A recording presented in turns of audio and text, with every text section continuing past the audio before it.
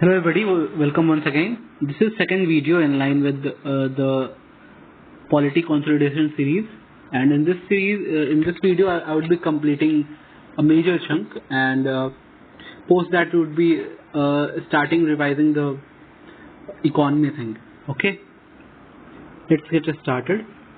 तो chief minister की हम बात करते हैं.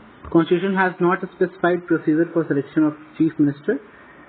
आर्टिकल 164 में बताता है कि CM shell be appointed bye governor. ठीक है, गवर्नर के पास सिचुएशनल डिस्क्रिशन है कि किसे अपॉइंट करे हंग के केस में. उसके बाद हमारे पास ओथ जो है वो गवर्नर दिलाते हैं.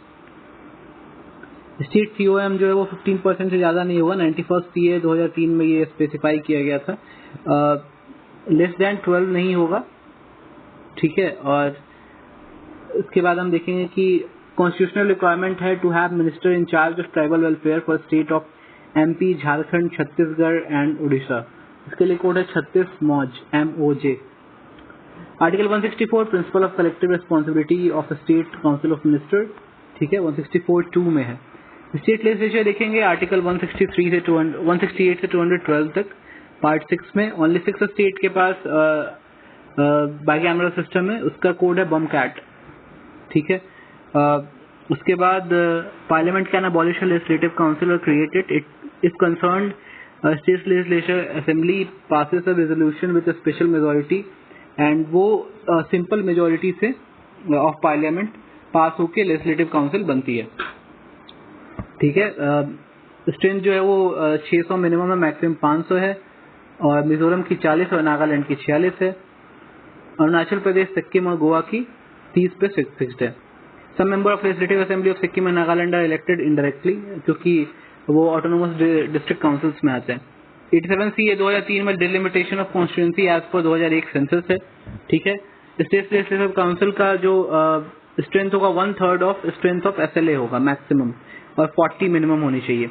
दो constitution has fixed maximum and minimum limit, actual strength of council is fixed by parliament. ठीक है, इलेक्शन टू SLC क्या होता है? 1/3 जो होता है वो इलेक्टेड बाय लोकल बॉडीज. फिर 1/3 जो नेक्स्ट 1/3 है वो by member of legislative assembly of the state from amongst the person not member of assembly. ठीक है, 1/6 नॉमिनेटेड बाय गवर्नर, वो class, cooperative, literature, art, science और सोशल साइंस पे. और 1/12 बाय ग्रेजुएट्स ऑफ 3 years और teachers of higher secondary level, not in lower secondary, lower than secondary. Duration of SLA ये 5 साल होता है. Like LS, state legislative assembly is not a continuing chamber. ठीक है, automatic dissolution after 5 year हो जाता है.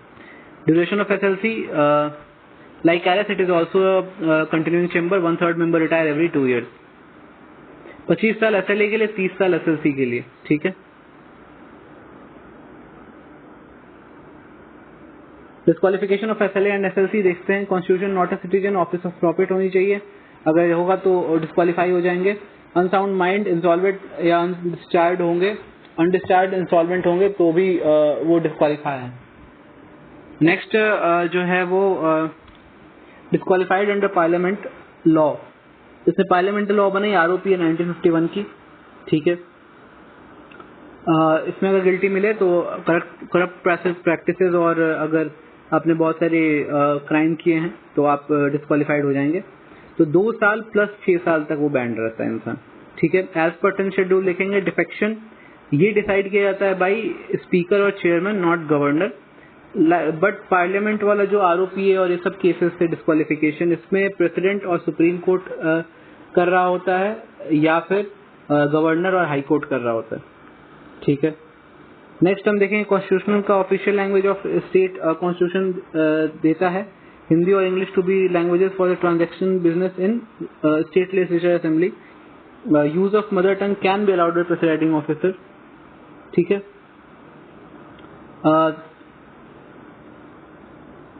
Final power of passing an ordinary bill also lies with SLA. At most council can detain और delay bill for 4 months. Unequal power, 3 months in first instance and 1 month in second instance. Legislative council को white elephant, secondary chamber, costly ornamental जगह, ये सारी चीजें बोलते हैं. Provision with respect to money bill same as Lok Sabha SLA की तरह behave करेगा और राज्यसभा SLC की तरह बिहेव करेगा. और प्रोविजन विद ऑर्डिनरी बिल्स देखेंगे। पार्लियामेंट और स्टेट लेजिस्लेचर, पार्लियामेंट में जो इंट्रोडक्शन है इधर हाउस और एनी मेंबर के द्वारा वो सेम है स्टेट लेजिस्लेचर में भी। Deemed pass only when both houses have agreed to it, same. Deadlock के लिए जॉइंट सिटिंग नहीं होती है और LS can not override RS for second time and vice versa. SLA can override, ठीक है। अब सुप्रीम कोर्ट के बारे में देखेंगे। आर्टिकल 124 से 147 के बीच में पार्ट 5 में है। इनॉग्रेट हुआ था 28 जनवरी 1950 को। Single system of court adopted from GOI act 1935। SC ने रिप्लेस कर दी थी ब्रिटिश प्रिवी काउंसिल को 1950 में। कंपोजिशन एंड अमेंडमेंट अपॉइंटमेंट देखते हैं, उसमें कुछ केसेस थे वो इधर मैंने लिखे हुए कि पहला जो जजेस केस था 1982 का, उसमें कंसल्टेशन और कॉन्फ्रेंस की बात की गई थी, ठीक है, of consultation and conference of the supreme court जजेस बाय प्रेसिडेंट, ठीक है। दूसरा जजेस केस 1993 में वो कंसल्टेशन इक्वल टू कॉन्फ्रेंस की बात है। उस समय consultation not equal to conference था 1982 में, लेकिन 1993 में जो कंसल्टेशन है वो कॉन्फ्रेंस के बराबर हो गई थी और बाइंडिंग ऑन प्रेसिडेंट 1+2 की कमेटी बनाई गई थी। फिर 1998 में जो तीसरी केस आई उसमें थी प्लूरैलिटी ऑफ जजेस का कॉन्फ्रेंस होना जरूरी है, ठीक है। फिर जो सैलरी है जजेस की एससी एसटी की वो चार्ज है, ठीक है। वो बार्ड है from pleading anywhere but can be MP और एमएलए या गवर्नर बन सकते हैं। Parliament can increase but can not limit jurisdiction of supreme court. SC jurisdiction can be changed by both parliament and state. Mainly जो SC की jurisdiction है वो increase या डिक्रीज प्रेसिडेंट के ऑर्डर पे की जाती है। प्रेसिडेंट का जो प्रेसिडेंट बताता है कि फाइनल नंबर ऑफ एससी जजेस कितने होंगे और उसकी जरिस्डिक्शन कितनी होगी, ठीक है। अब सुप्रीम कोर्ट के बारे में और चीजें देखते हैं। क्वालिफिकेशन ऑफ जजेस क्या है? जज होने चाहिए एससी में 5 साल के लिए और he should have been an advocate of SC for 10 years. 10 साल का वकालत होना चाहिए उनके पास और 5 साल के लिए वो हाई कोर्ट के जज होने चाहिए। Constitution has not prescribed the minimum age for appointment as a जज, ठीक है। Oath before the president, constitution has not fixed the tenure of SC जज, ठीक है। He holds office until he attains the age of 65 determined by parliament. ये जो है determine किया गया था by parliament. He can resign his office by writing to the president, सही बात है। Removal, he can be removed from his office bye president on recommendation of parliament on ground of misbehaviour and capacity. जज inquiry act आई थी 1968 में जो regulate करती है इसको। लगभग 100 एमपी लोकसभा के या 50 एमपी आरएस के मोशन लाने चाहिए। 1/4 होता है जनरली ये प्रेसिडेंट के केस में, लेकिन यहाँ पे 100 एमपी या 50 एमपी राज्यसभा के मोशन ला सकते हैं। स्पीकर उसको एडमिट भी कर सकता है, रिफ्यूज भी कर सकता है, उसके डिस्क्रिप्शन पे है। After motion is passed by each house by special majority and address is presented to the president for removal of जज, और उसके प्रेसिडेंट उसे अगर एक्सेप्ट कर लेता है तो रिमूव हो जाते हैं वो। एक्टिंग चीफ जस्टिस के लिए क्या है? प्रेसिडेंट अपॉइंट कर सकता है किसी भी जज ऑफ एससी को एक्टिंग चीफ जस्टिस जब वहां वैकेंट हो जाए। एडहॉक जज कौन होता है? When there is a lack of permanent judges to hold or continue any session of SC, then CJI can appoint a judge of SC as an ad hoc judge of SC for temporary period. Retired judge, at any time CJI can request a retired judge of SC or HC to act as SC judge for temporary period, और ये भी president के approval से ही होता है। Jurisdiction and power of SC, writ jurisdiction covered पहले ही हो चुका है। उसके बाद ओरिजिनल jurisdiction देखेंगे अंडर आर्टिकल 131। इसमें जो भी प्रॉब्लम्स है ना वो बिटवीन जीओआई एंड स्टेट है, या जीओआई और 2 स्टेट्स के बीच में है, या 2 स्टेट्स के बीच में है, तो उसके लिए इनका ओरिजिनल जरिस्डिक्शन होता है, ठीक है। एससी का एक्सक्लूसिव ओरिजिनल जरिस्डिक्शन होता है इन अबव केसेस। इसका मतलब ये है कि कोई और डिस्प्यूट इसे डिसाइड नहीं कर सकता। ओरिजिनल का मतलब ये है कि वो फर्स्ट इंस्टेंस में सुप्रीम कोर्ट ही सुनेगा, बाय वे ऑफ अपील नहीं जाएंगे कोई। ओरिजिनल जरिस्डिक्शन एब्सेंट है प्री कॉन्स्टिट्यूशनल ट्रीटी में, इंटर स्टेट वाटर डिस्प्यूट में, मैटर रिगार्डिंग फाइनेंस कमीशन में, ठीक है। एपिलेट किस में है? कॉन्स्टिट्यूशनल मैटर में, सिविल मैटर में, क्रिमिनल मैटर में, स्पेशल लीव पिटिशन के थ्रू भी या क्रिएटिव पिटिशन के थ्रू भी।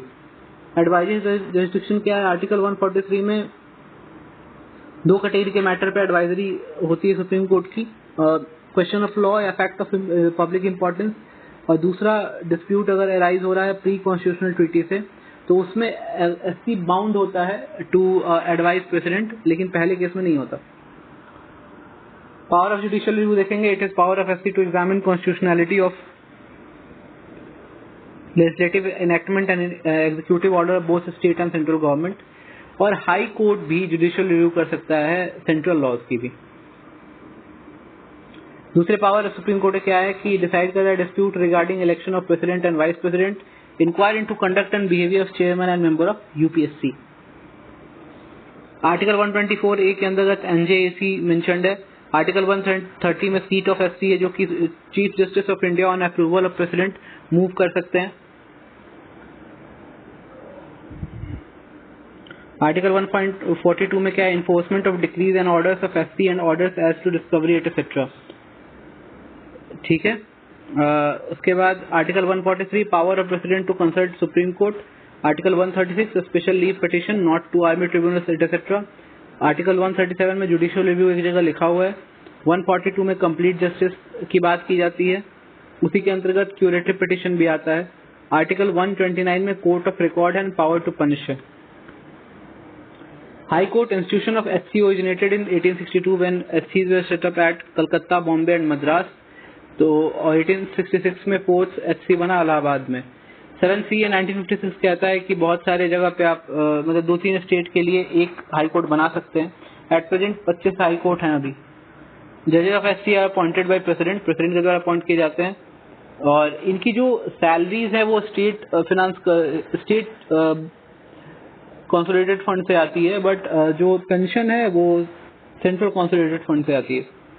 ठीक है। क्वालिफिकेशन ऑफ एचसी जजेस, ही should have held office judicial office in territory for India for 10 years। He should be an advocate in HC for 10 years। ठीक है।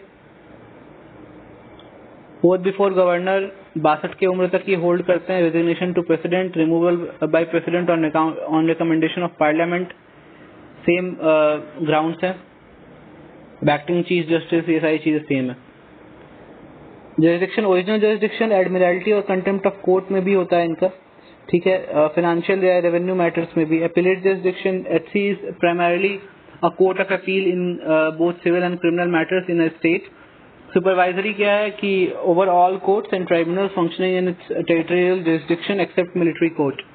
जेआर आर्टिकल 13 और 226 के अंतर्गत both central and state government के laws को judicial review कर सकता है। कोर्ट ऑफ रिकॉर्ड है। सबऑर्डिनेट कोर्ट की बात कर लेते हैं हम।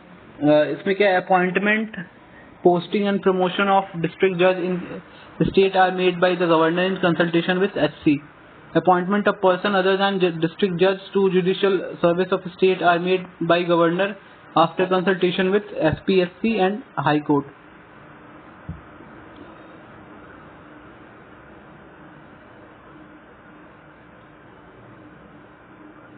नालसा के बारे में देख लेते हैं। Free legal aid to poor and weaker section of society. Article 14 and 22(1) make it obligatory for the state to ensure quality before law and legal system which promotes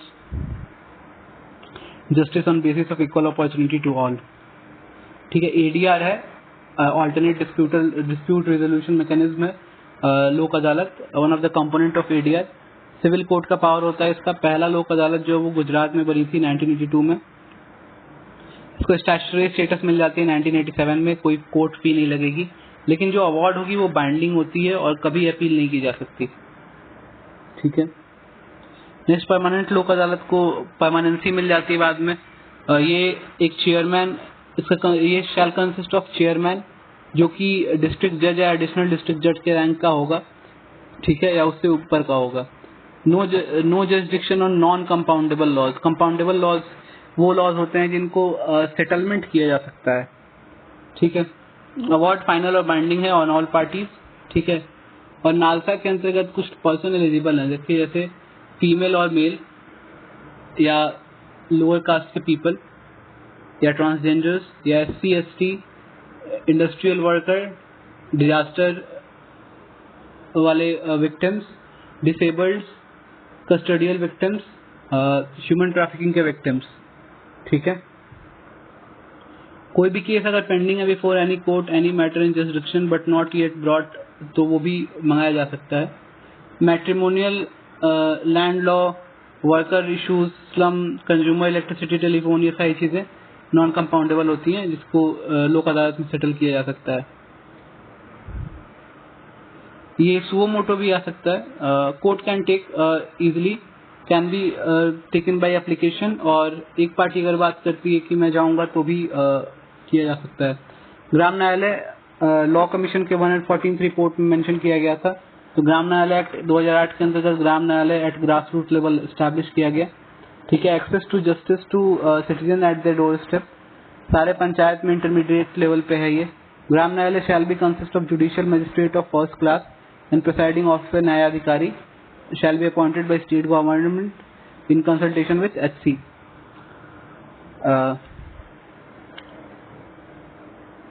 while courts होते हैं shall not be bound by rules of Indian Evidence Act 1872 but can be guided by principle of natural justice।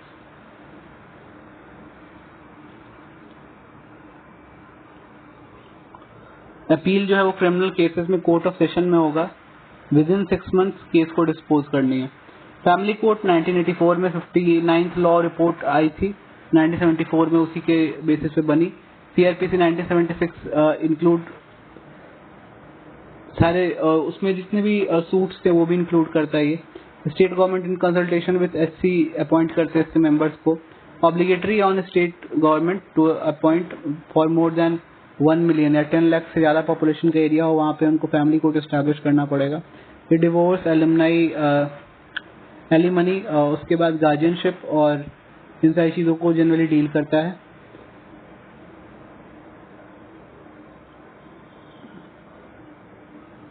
कोई इसमें right नहीं है to have a legal practitioner, but हाँ amicus curiae हो सकता है। इसका भी कोर्ट ऑफ अपील HC ही है। ट्राइब्यूनल्स की बात करेंगे, ओरिजिनली कॉन्स्टिट्यूशन में नहीं थे, 42nd CA 1976 के अंतर्गत उन्हें इंक्लूड किया गया है। ठीक है। आर्टिकल 323A में स्टैब्लिश किए गए हैं tribunal for public service matter only. ये पार्लियामेंट के द्वारा ही स्टैब्लिश होते हैं। Only 1 tribunal for centre and for each states और 2 और मोर स्टेट्स। ठीक है। कोई हायरार्की पॉसिबल नहीं है, केवल एक ही क्योंकि एक ही पर्पस है। लेकिन आर्टिकल 323B में हम देखेंगे, पहले 323 ही देख लेते हैं। तो इसमें सेंट्रल एडमिनिस्ट्रेटिव ट्रिब्यूनल है और स्टेट एडमिनिस्ट्रेटिव ट्रिब्यूनल है। ये सेंट्रल वाला 1985 में सेटअप किया गया था, प्रिंसिपल बेस दिल्ली में है, PM राजीव गांधी ने किया था। ओरिजिनल जुरिसडिक्शन होती है इसकी in relation to recruitment of all service matters of public servant. Jurisdiction all India services, central services, civil post, इन सारी चीज़ों पे आती है। और स्टेट एडमिनिस्ट्रेटिव ट्रिब्यूनल के बारे में देखेंगे तो 1985 के में ही बना था ये, उसी में एक एक्ट आई थी। वो एम्पावर करती है central government to establish SAT on specific request of state government. ठीक है।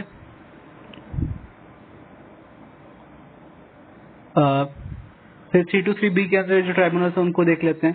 Establish by both centre and state government with respect to matter within their legislative competence. ठीक है। हायरार्की इसमें एस्टैब्लिश हो सकती है क्योंकि election, taxation, forex, exim, land reform सबके लिए बन सकती है।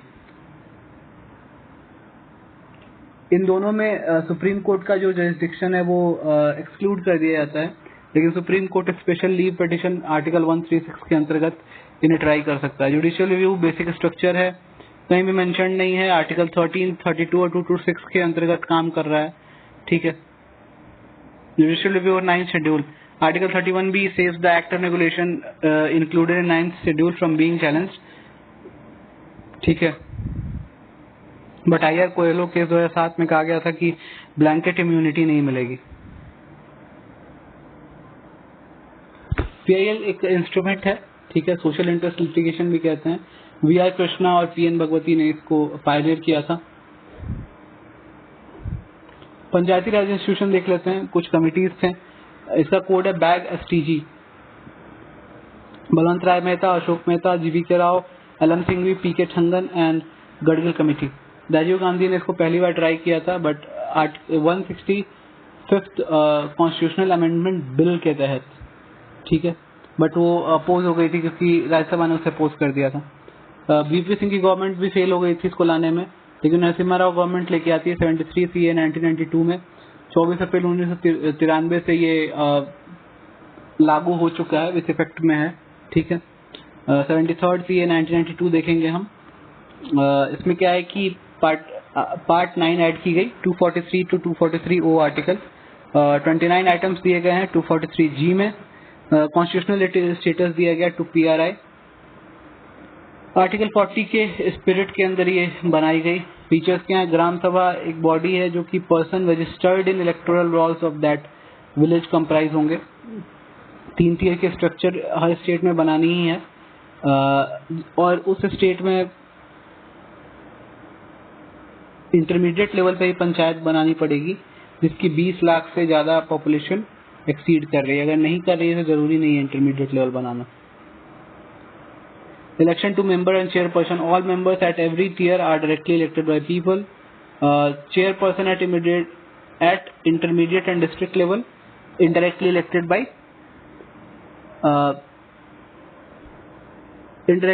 by and member from elected members. मतलब जो सबसे लोएस्ट टीयर है ग्राम पंचायत का, उसमें आपको इलेक्टेड मेंबर डायरेक्टली होना चाहिए और इंटरमीडिएट और डिस्ट्रिक्ट लेवल पे इनडायरेक्टली होना चाहिए।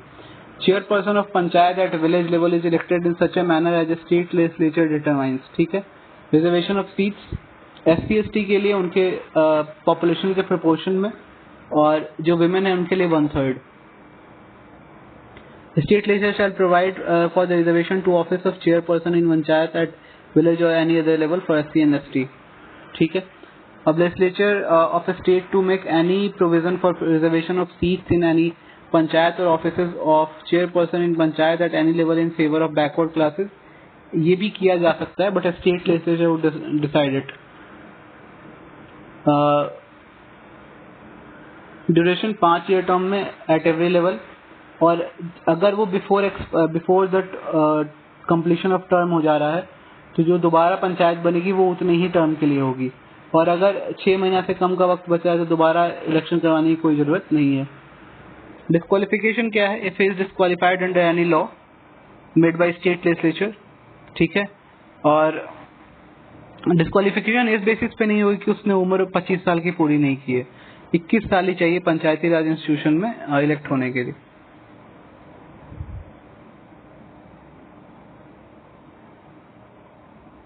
और ये सारे प्रोसीजर्स अप्लाई हो सकते हैं उन यूटीज पे भी जो इसको एक्सेप्ट करेंगे और प्रेसिडेंट अगर कॉज करेंगे तो। स्टेट इलेक्शन कमीशन 243K में है। ठीक है। ऐसे कमीशन से K याद रख सकते हैं, कॉ से कॉ। कंडक्ट करता है superintendence in direction, control, preparation of electoral roll etcetera. Condition of service and tender of service जो डिटरमाइन किया जाता है बाय गवर्नर। ठीक है। State finance commission established under PRI act 1992, ये 243I में है। ठीक है। फाइनेंस का F में का I, अगर F के बाद I देखें तो वैसे ही 243I है, और 243Y भी है फॉर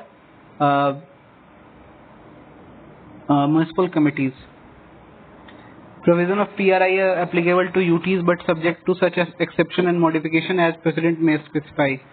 ठीक है। नागालैंड, मेघालय, मिजोरम और सर्टेन अदर एरियाज एग्जेम्प्ट हैं 73 CAA से। 6 शेड्यूल एरिया 10 स्टेट्स में, और ट्राइबल एरिया 6 शेड्यूल में वो भी एग्जेम्प्टेड हैं। हिली एरियाज में भी, और दार्जिलिंग गोरखा हिल काउंसिल वो भी एग्जेम्प्टेड है। हाउएवर पार्लियामेंट में extend provision of this part two schedule areas, इसके लिए इनैक्ट किया पेसा 1996। 73rd CA बार करता है interference of court in electoral matter of panchayat.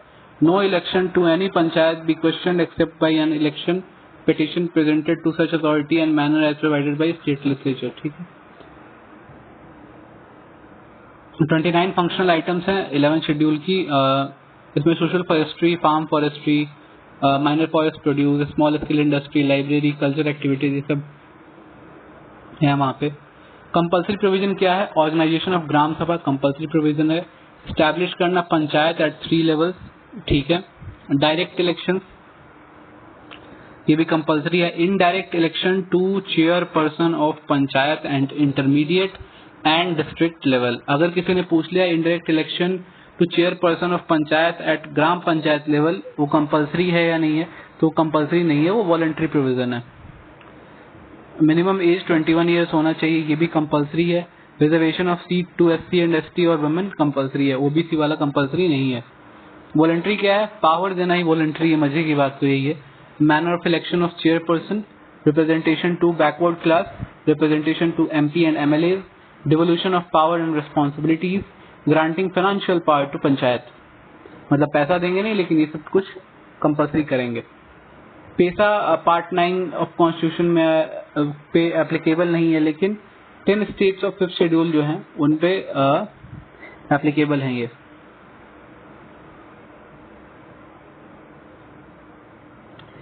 तो reservation of ST shall not be less than half of total seat. जितने भी सीट्स बनाए जाएंगे पंचायत में, उनमें ST जो होते हैं वो आधे होने चाहिए। If ST did not get any representation through election, state government nominate कर सकता है, और नॉमिनेशन जो है 1/10 of total member to be elected in panchayat का ही होगा, यानी कि उस समय आधा हो जाएगा। ग्राम सभा कंसल्ट किया जाता है before making acquisition of land in schedule areas for development project under PESA, और mandatory prior recommendation of Gram Sabha for grant of prospecting licence और mineral lease for minor minerals in schedule areas. Municipalities देखेंगे, 8 type की urban local bodies mention की गई हैं। Municipal corporation, municipality, township, port trust, notified area committee, town area committee, cantonment board, special purpose agency, ये सब देखते हैं। तो 3 मिनिस्ट्री हैं एट सेंट्रल लेवल जो डील करती हैं subject of urban local government से। MoHUA, ministry of defence, ministry of home affairs in case of UTs. पहला म्युनिसिपल कॉर्पोरेशन कौन था? तो मद्रास, फिर बॉम्बे एंड देन कलकत्ता। फिर लॉर्ड रिपन की रेजोल्यूशन आई थी 1882 की, जो मैग्ना कार्टा है लोकल सेल्फ गवर्नमेंट की। Under dyarchical scheme introduced in provinces by GOI act 1919, local self government जो थी वो ट्रांसफर्ड सब्जेक्ट हो जाती है। Under provincial autonomy scheme introduce की जाती है local self government provincial subject में। ठीक है, 3 टाइप ऑफ म्युनिसिपैलिटी है एज पर act. Nagar Panchayat for transitional area, a municipal council for a smaller urban area, municipal corporation for large urban area.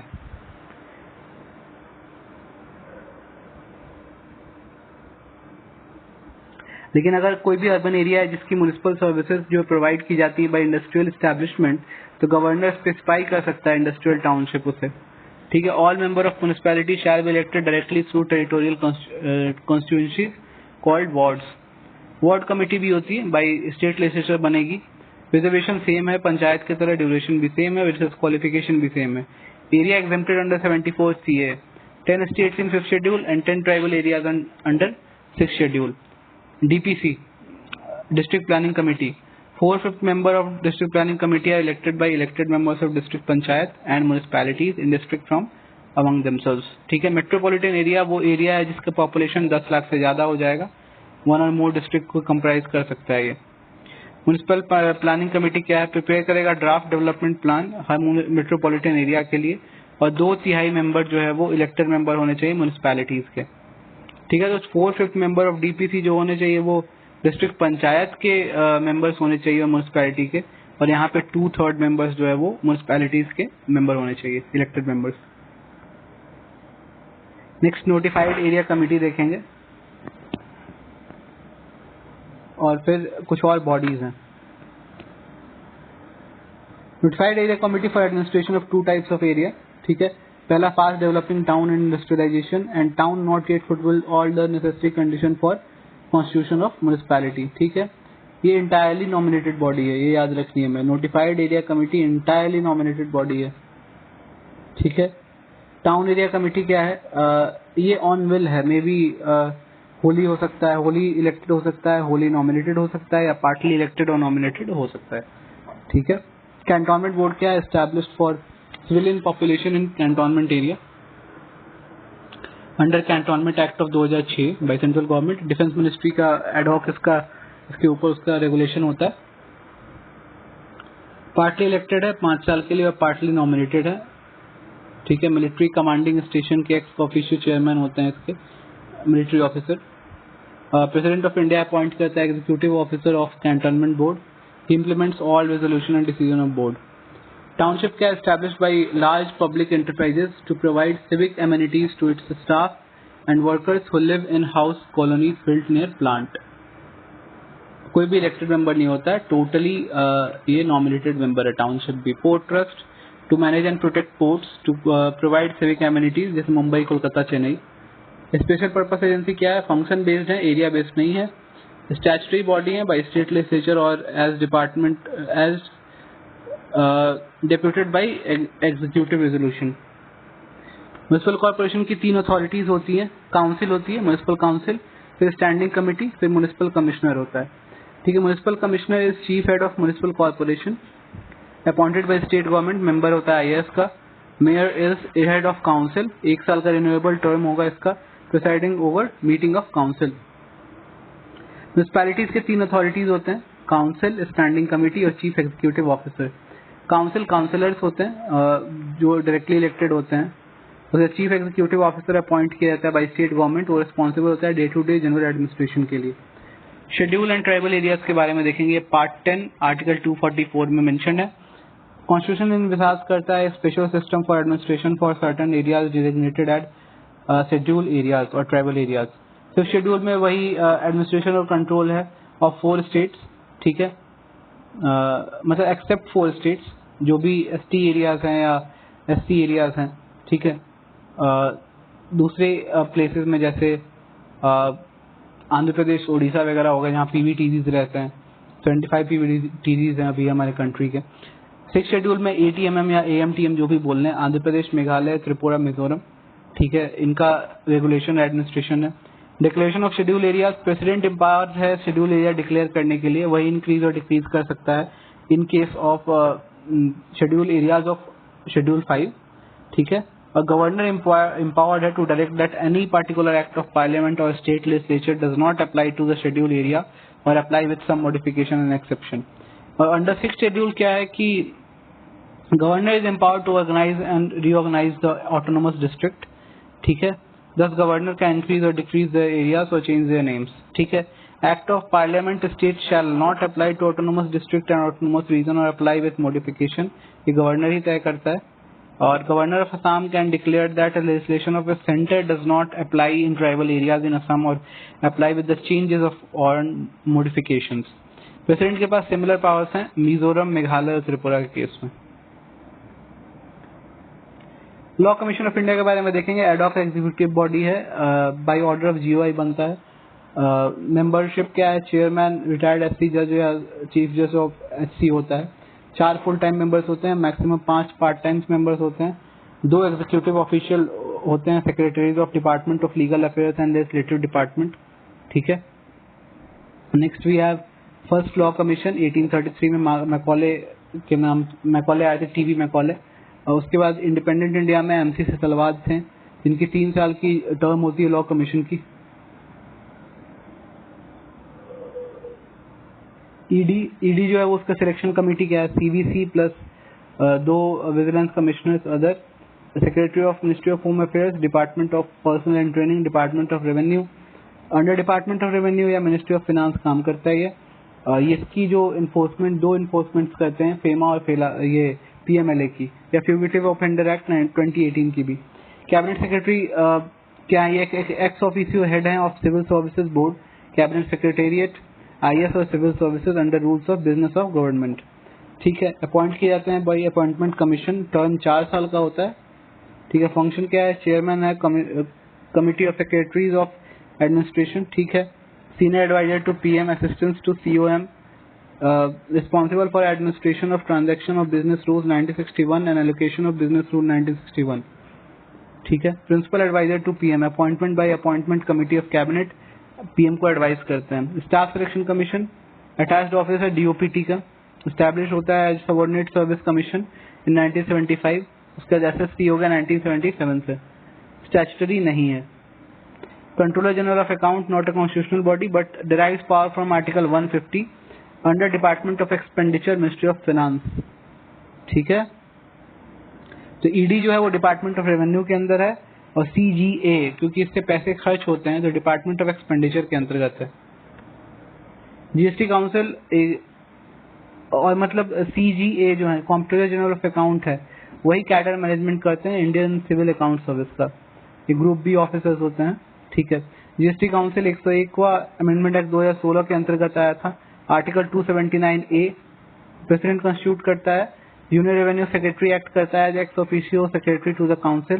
Composition क्या है, काउंसिल जो है वो ज्वाइंट फोरम है ऑफ सेंटर एंड स्टेट्स का, यूनियन फाइनेंस मिनिस्टर इसके चेयरमैन होते हैं और यूनियन मिनिस्टर ऑफ स्टेट इसके चार्ज में होते हैं। उसके बाद और भी सारे स्टेट्स के वो मेंबर्स जो इलेक्ट किए जाएंगे बाय दैट स्टेट लेजिस्लेचर, वो भेजेगा उसमें मेंबर बनने के लिए। उन्हीं में से कोई एक चुनेगा कि वो वाइस प्रेसिडेंट बन जाए उसके या वाइस चेयरमैन बन जाए। Permanent invitee chairman of central board of excise and customs या इनडायरेक्ट टैक्सेस। फिर अब देखेंगे कोरम क्या है। कोरम अगर आधे लोग आ जाते हैं यानी 50% ऑफ लोग आ जाते हैं तो कोरम मान लिया जाएगा और हर डिसीजन 3/4 ऑफ मेजोरिटी से पास होनी चाहिए अप्रूव होने के लिए। और वोटिंग शेयर जो है वो सेंट्रल गवर्नमेंट का 1/3 है और स्टेट गवर्नमेंट का 2/3 है। अब कुछ शेड्यूल्स हैं उसको देख लेते हैं, बस रनिंग साइड से देख लेते हैं इसे। फर्स्ट में क्या है, name of the state and UTs है with their territorial jurisdiction. Second में इमोलुमेंट्स हैं, अलाउंसेस एंड प्रिविलेजेस हैं। थर्ड में फॉर्म्स ऑफ ओथ्स और अफर्मेशन है। फोर्थ में allocation of seats in Rajya Sabha to states and UTs है। फिफ्थ में provision related to administration and control of schedule areas and STs है। सिक्स में एएमटीएम के लिए है। सेवेंथ में लिस्ट 1 यूनियन लिस्ट है, लिस्ट 2 स्टेट लिस्ट है, लिस्ट 3 कॉन्करेंट लिस्ट है। इसमें 100 अभी सब्जेक्ट्स हैं सेंट्रल लिस्ट में, 61 सब्जेक्ट है स्टेट लिस्ट में और 52 सब्जेक्ट्स हैं कॉन्करेंट लिस्ट में। ऑफिशियल लैंग्वेजेस 8th शेड्यूल में है। 9th में एक्ट एंड रेगुलेशन जो 9th शेड्यूल में जाती है इम्यूनिटी के लिए वो है। और 10th में एंटी डिफेक्शन है जो कि 52nd अमेंडमेंट एक्ट 1985 के अंतर्गत आया था राजीव गांधी गवर्नमेंट के टाइम पे। 11th है जिसमें पंचायत और 12th है म्युनिसिपैलिटीज है। इसके अलावा एक और मैं छोटी सी वीडियो आप लोगों के लिए डालूंगा जिसमें different constitutional bodies and non constitutional bodies जो अक्सर हमारे एग्जाम्स में पूछ लिए जाते हैं उनकी कंपैरिजन है जो बहुत ही खूबसूरत तरीके से नीलेश सर ने नोट्स करी है। तो मैं उसे एक वीडियो के फॉर्मेट में डालूंगा सो दैट हमें वो बार बार रिवाइज करने के बाद आसानी हो याद करने में। धन्यवाद।